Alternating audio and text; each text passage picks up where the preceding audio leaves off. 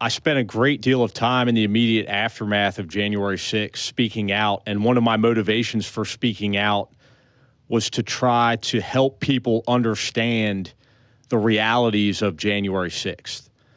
There was a lot of misinformation. There were a lot of politicians who were lying about the experience that myself and so many other police officers had that day.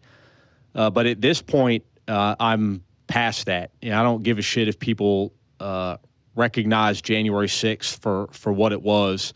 I just want accountability for those that were responsible. There are a lot of people, who are saying, and I've heard this over the years, people say if so-and-so gets elected, I remember this with Richard Nixon, I'm going to leave the country. Right. People are talking about that now.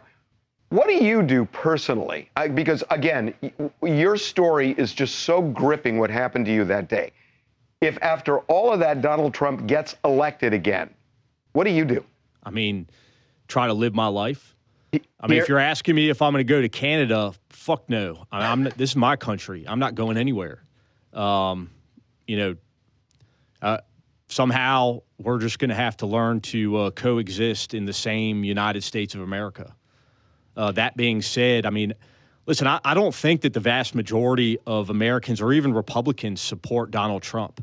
I think what's killing this country is indifference. Whether it's indifference to what Donald Trump did to so many Americans on January 6th or throughout his presidency. But, I mean, ultimately, I think that there's just too many Americans that are concerned with their day-to-day lives rather than thinking about their neighbors and thinking about their fellow citizens. The one takeaway that I had from that last hearing was it was very clear who the commander-in-chief was on January 6th.